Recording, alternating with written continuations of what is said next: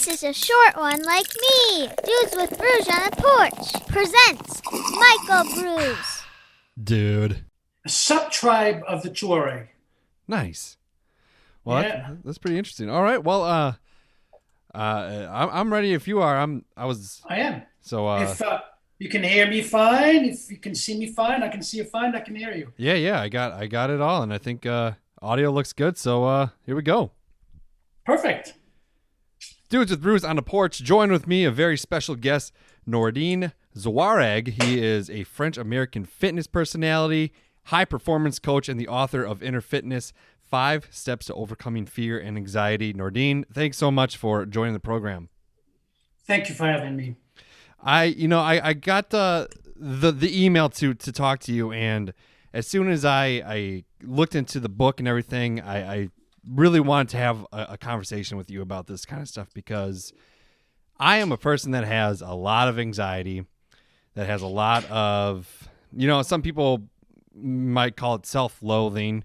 I watched a couple of presentations that you did about self-worth, and I wanted to talk to you about that too. So let's start with the book a little bit. It came out in January. 5 Steps to Overcoming Fear and Anxiety, and it's about work-life balance and things like that.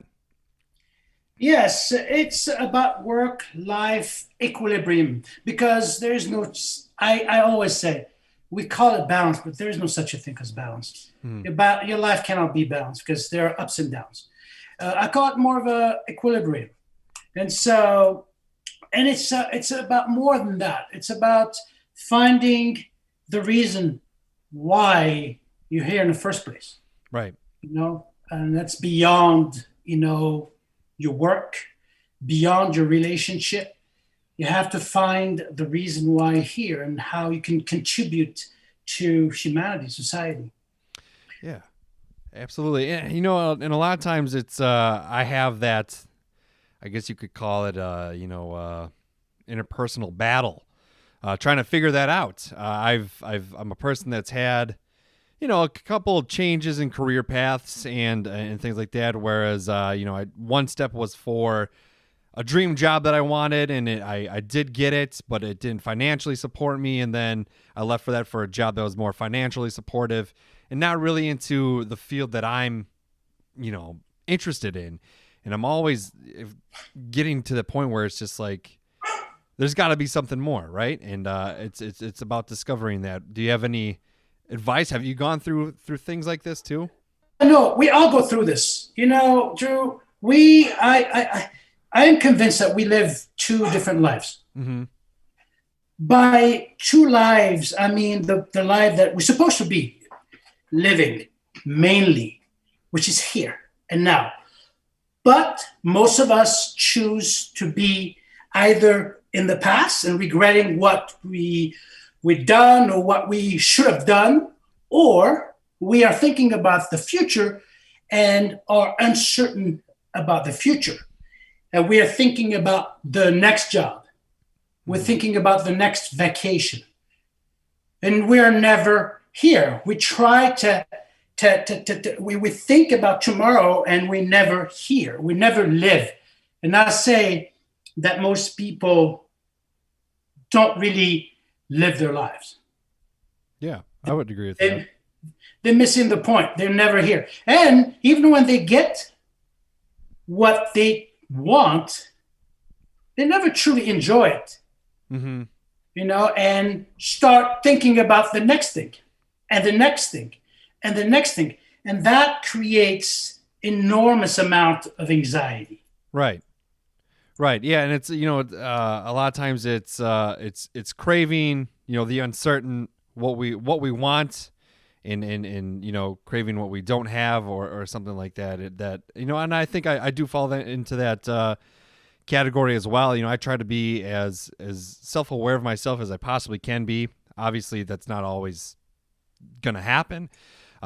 But yeah, what you just said, it makes a lot of sense. I do think I'm always, and I've said this at work, I punch in on Monday and I go race till Friday because I'm looking for, that next day off. I'm never really, I never really am present in the moment. And I would really like to get there and really understand, my purpose and how I can achieve, just a little more, I don't know, a little more relaxation with, or comfortability within myself. And it's, I think a lot of people are in the same spot, and they might not even realize it, but having the perspective, like in this book, can really grant them how, I guess, do you have any tips, any wisdom, advice on what to do? Yeah, so the premise of the book is inner fitness, okay? And that is the opposite of inner conflict. And yes, you're right. Most people live in their heads, and most people are not present. They're not aware. And so the book is more about developing what I call awareness, because only with awareness can you fix the issues at hand.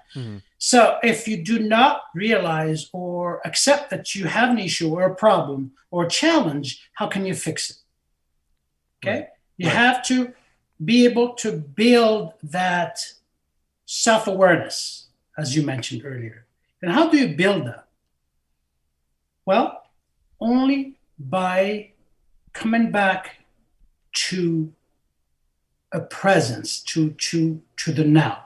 And this, Drew, may sound corny because you hear about mindfulness pretty much everywhere. Right. You open a magazine, there's mindfulness. You hear the news, mindfulness. It's almost like something that people want to sell. You do not sell mindfulness. Mindfulness is you. Mindfulness is you in the now. Mindfulness is being aware of your life now, being aware of how you think, being aware of what you're doing, being aware of how you are sleeping, being aware of what your nutrition is, being aware that you probably are not having the best relationship with your partner, being aware that, many things in your life require awareness. And without awareness, really, life is not a very pleasant, so to speak. It is going to be overwhelmed with anxiety, fear, doubt, uncertainty. Okay? When you're aware, and mind you, awareness happens where? In the now. So how do we develop awareness? Well, meditation is a great tool to build awareness. I'm going to give you an example. Some of you who are listening right now and who are familiar with the Champs-Élysées Avenue in Paris 30 years ago. Most of you maybe not. But let me explain. 30 years ago, 40 years ago, the Champs-Élysées Avenue was so narrow, and you can see it in a Chevy Chase movie, American Lampoon Vacation. Is that what it is? Yeah, National Lampoon. National Lampoon. And you see Chevy Chase in the car going around the Arc de Triomphe and jammed in traffic and can't get out of it. That's your mind, and the cars are your thoughts, okay? And you're jammed, and you don't know. You're stuck at a lower level of existence, full of anxiety. You don't know how to get out of it. That's inner conflict. Now, what they did to sort of bring more to make traffic better, they built the avenue, they made it bigger. Okay? So now we didn't have less cars, but we less jam. Okay? People were not experiencing so much, car jam and heavy traffic simply because the avenue was bigger. So equate the cars with your thoughts and the avenue with your mind.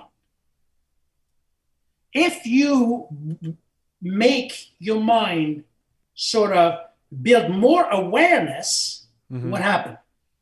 Then you're able to tackle everyday challenges. You're able to tackle all these thoughts that you have. And yes, people don't think they can control their thoughts, but yes, the thoughts Right. are the only things you can pretty much control. Yeah, absolutely. It's being able to identify that you're even having the thoughts and how. Accepting them, Right. surrendering to them. What you resist persists, Drew. So surrender to the thought and see what happens. Surrender to the thought and see what happens. Yeah. It's my little dog when he's running around. If you start yelling at him, or even a little child playing, they never stop. But if you let them do what they're here to do, what happened? 2 minutes later, they're in the corner playing with their toys. Mm-hmm. That's the mind. Yeah, absolutely, and that's a great way to look at it, and pretty deep. How did you, I guess, how did you become interested in gaining, this awareness and looking into the kind of yourself and things like that? Because I mean, you have a unique and great background. Former Mr. Universe, which is pretty crazy. Mm-hmm. And you're an author and everything like that. How did you, obviously you must have gotten to a point where you were here with a lot of other people, and you wanted to become more at ease with yourself. How did you get to this point? It's funny, Drew, you asked this question because this afternoon I was talking to a client of mine, and he asked me to define wisdom. Mm-hmm.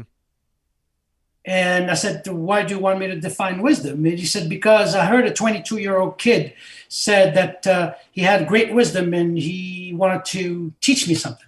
And I said, well, everyone can teach you something, but I don't know about 20 years old and having wisdom. Right. And I define wisdom as having going through so much shit in your life, right, that you start, building some sort of awareness and understanding. So that's what happened to me.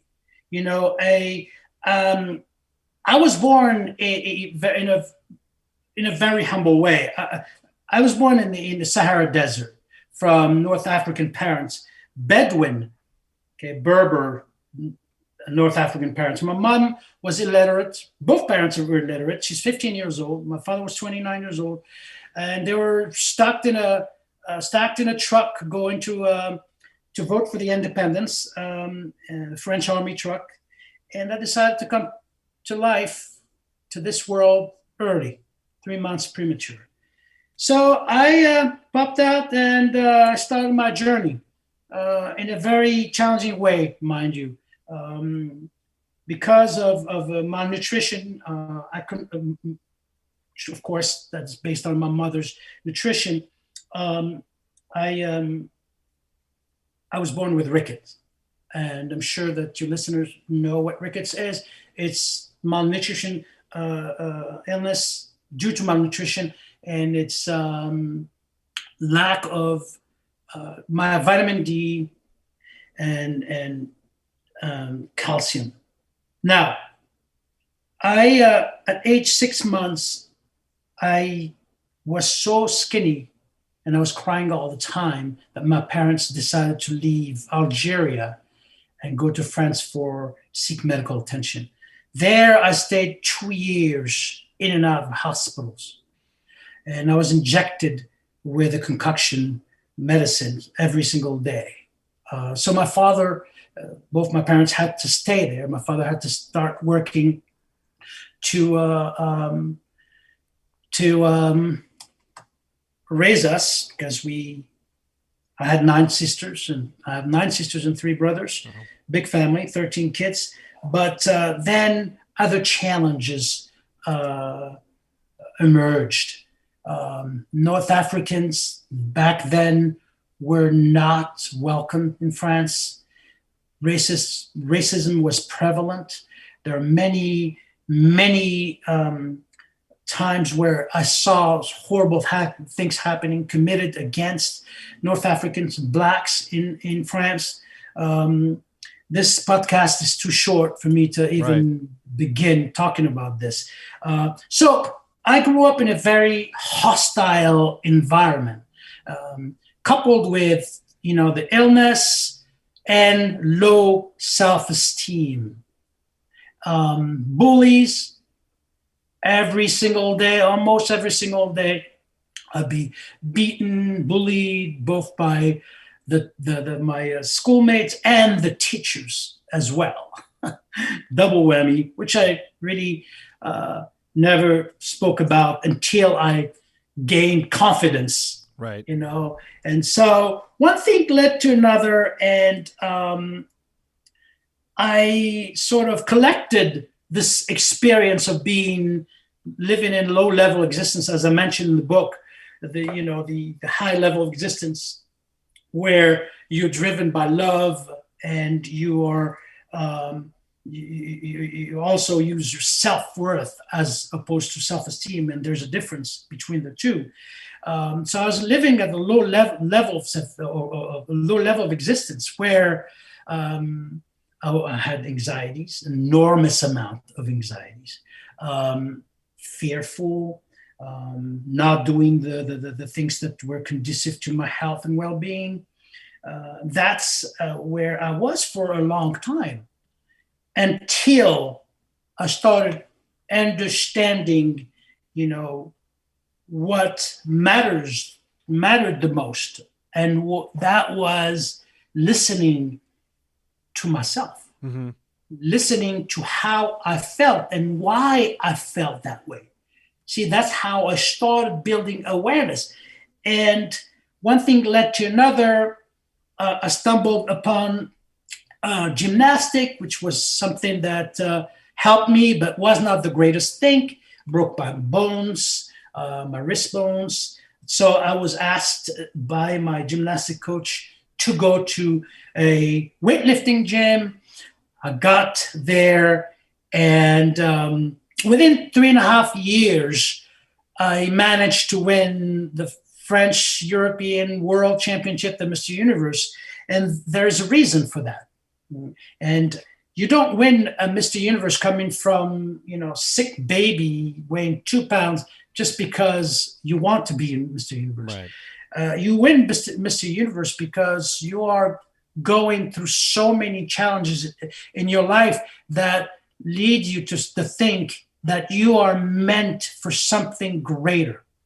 Okay, that lead you to think that as long as you have breath, okay, as long as you wake up in the morning and you have breath, you have life.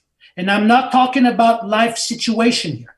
Right. Okay, I'm talking, your life can be shitty, okay, but you have life nonetheless. You woke up with life, okay, and with that, you establish what Drew wants to become, what Drew wants to do or have. Okay, there is, as I mentioned in the book, a field of infinite possibilities, as Deepak Chopra likes to say. There's also the field of definite impossibilities. That's when you put your mind in thinking that you can't do it, in thinking that because others told you can't do it, you believe them. Right. So that's the difference between infinite field of possibilities, where it's like a radio station. If you want to listen to hard rock, what are you going to do? Go to a hard rock Just station. tune to hard rock. Right. You don't expect to listen to classical music by tuning to a hard rock. Same with your mind. Your thoughts are everything. Your thoughts, okay? When you connect to them and you commit emotionally to them, you commit emotionally to that positive thought, and you hold it long enough, you will create a reaction. You will create a manifestation of that thought, okay? And everything, depending on what you're thinking about, has a period of incubation. If you're thinking about getting coffee, you're either going to make it yourself, which is going to take 2 minutes, or go to the store, Starbucks, across the street, it's going to take you 15 minutes. That's the period of incubation. For me, when I was 19 years old and weighing 108 pounds to become Mr. Universe, it took me 3.5 years. That was the period of incubation. Why? Because I kept my mind set. I was tuning to the right station. Right. And you know what happened when you tune to the right station? Good you things start happen. you start doing and thinking and behaving the right way, the way that is going to take you to your goals. Mm-hmm. In other words, you set the trajectories to, you're shooting a missile and you programmed it to hit and target your target, to hit your target. The missile, we think it's going straight, but it's not. In the air, it's moving right and left because of the weather. Mm-hmm. And when it does that, it remembers the programming. Same with the thoughts. If you program your thought in winning the universe and you are presented with challenges, that is the weather. The challenges are the weather. So when you go through the challenges, do not give up, because you have to remember that you programmed yourself to hit the goal, to hit the target. Absolutely. So tuning to the right station will get you there. Whatever you wish to be, do, or have, you can do it as long as you remember you have breath, you have self-worth. No one is better than you. You are not better or worse than anyone. And I'm talking about your life. I'm not talking about life situation. Mm-hmm. There is a difference. Life situation is your life content. Life is you breathing second after second, breath after breath. That's life. It is lived in the now. Yeah, absolutely. And that's and you know, it's as many times I've been told a lot of some of the similar things, not in such you know, good metaphors and everything, but hearing it from somebody who's really achieved this and still going through it, still developing yourself. Nobody Sure. will ever reach that point of self actualization. You know, where there's just like, I'm done. I'm you know, but it's it really puts a lot of things in perspective and really makes me reflect on exactly what you're saying and doing. And I know I'm capable of setting a goal and achieving it because I've done it, and I've done it in a couple of different ways. Like, even, you know, last year I told myself I wanted to run 300 miles in a year.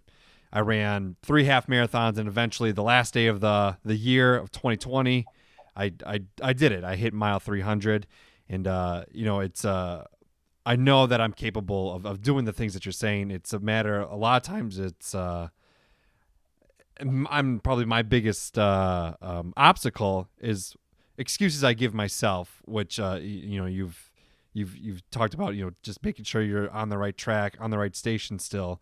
But it's also like, I think listening to the support systems that you have. I have a big problem of acknowledging, yeah, you're right in what you're saying to do, but then I don't do it.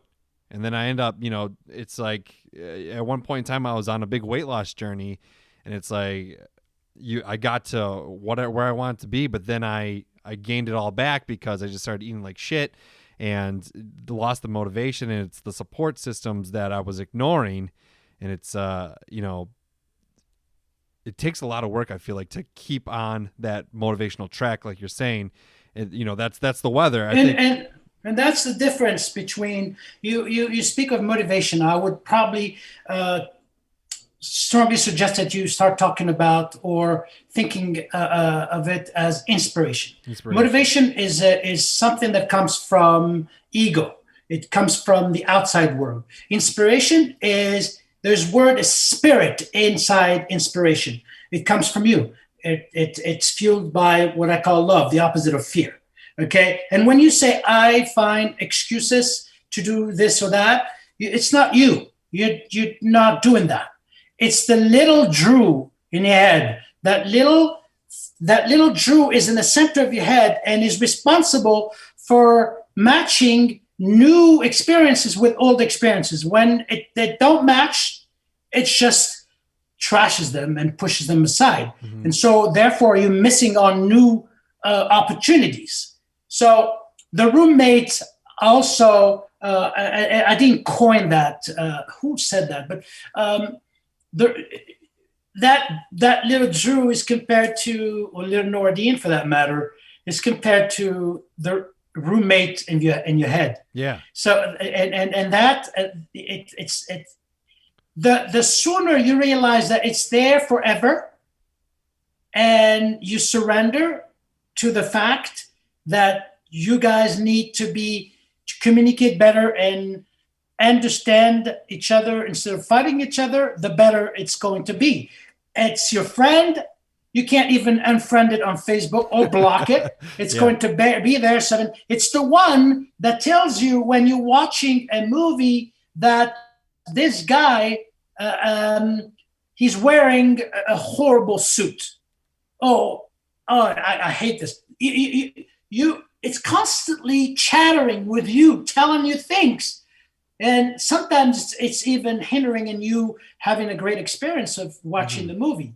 Because, for instance, my son, he's little Armand, my son's name Armand, likes to tell him that everything that is in the movie is not possible in reality. And I always say, hey, it's a movie, Armand. Just watch it as it is. So the person that says, I can't do this or that, is that roommate in your head. And how do you deal with the roommate in your head? You cannot dismiss it because it lives with you. Okay? So you have to sit it at a table.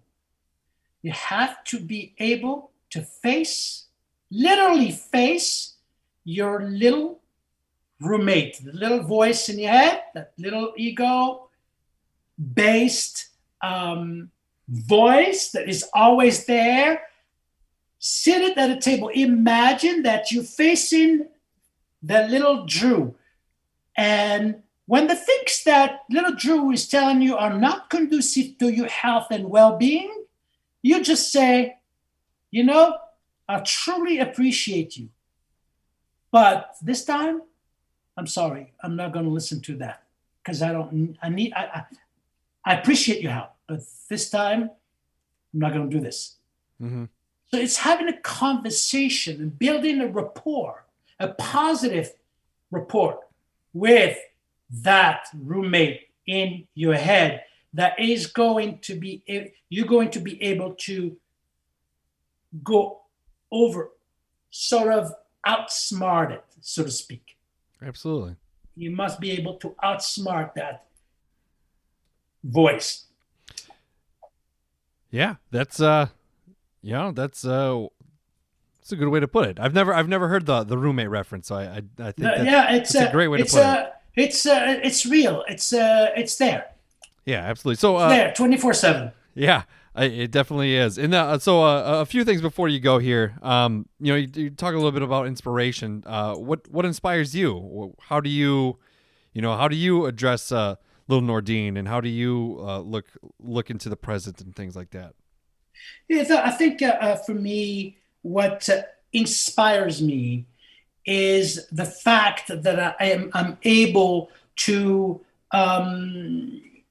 use my gifts, okay, my skills to the betterment of this world, of humanity. Yeah. And when I say that, it starts in my own family. When I can help my daughter or my son, it's mission accomplished. When I can be at the store and somebody approaches me and say, hey, I saw you on TV or have your book, and ask me a question and I'm able to answer, and immediately I created this willingness for that person to rekindle whatever they want to rekindle in their hearts for whatever they want to do, be, or have. It's ability to help through my books. It's ability to coach and talk to people. So I'm the instrument of the universe, Drew. And that's what helped me with my anxiety, because I had an enormous amount of anxiety. I'm still going through, but now because of awareness, I can go over and I can sort of not dismiss it, but be okay with it. Mm-hmm. And it's not creating any physical symptoms anymore because I'm able to understand it better now. So being passionate about something, I always say passion is the antidote of anxiety. Okay, when you're passionate about something, you're always in your passion, doing it, being it, Mm-hmm. and that takes you away from that mental chatter. It takes you away from anxiety.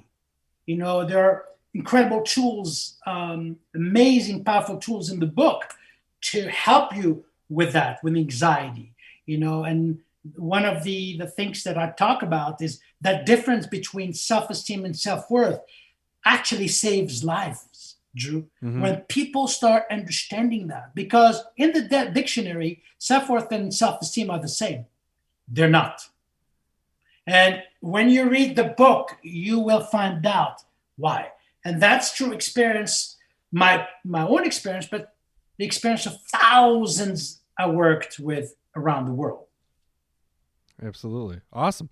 Well, the book is InnerFitness, 5 Steps to Overcoming Fear and Anxiety while Building Your Self-Worth. It out now, available. Yes, Where it's can, available. Where can they It's get available on all bookstores, online, Amazon, Barnes & Noble. And it's also, I can do signed copy. If you have somebody that is bullied or has a problem with self-worth, a domestic violence victim who has a problem with self-worth, a bully himself or herself, you can get a book for them. It will help them greatly. So I can do signed copies on my website, Nordine Zouareg.com, NORDINE ZOUAREG.com. I just had a lady who bought a bunch of them for her family, for her kids, and for herself. It's a great read. It's, like I said, a lot of powerful tools in it to help you get not only reconnect to that self-worth, but also create well-being and also get in shape as well. Yeah, absolutely. And that's all things that I'm working on trying to do and trying to Drew. Yes, because trying is like having a foot on the gas pedal and a foot on the brake pedal. Right. Simultaneously, you're not going anywhere. You're sending a message to the brain that perhaps you're going to fail. That's trying, my friend. Well, do or don't. There is no try. No try. Absolutely. Well, thank you. And I really, I think I would benefit greatly from reading this book. And you are. And trust me, anyone who get the book and they're not helped, they can email me and I'll send them a full refund. Yeah, absolutely. I know that they will be helped one way or another, and they'll be a better person for it. Yeah, absolutely. And this conversation has been great. It's been this conversation itself has been very helpful and inspirational. And I definitely gonna read the book. And it was even validated by my little French bulldog. That's right. They were. He was excited. I'm surprised. I have 2 dogs as well. They're chilling right now. So yeah. My French bulldog. He's in the book, so you'll see him there. There's a story about him. Awesome. Well, Nordine, I really appreciate it, and I wish you further success. And thank you again for the conversation. Thank you. Stay safe and stay healthy. Practice InnerFitness. Pew pew! Audio. Goodbye, everyone.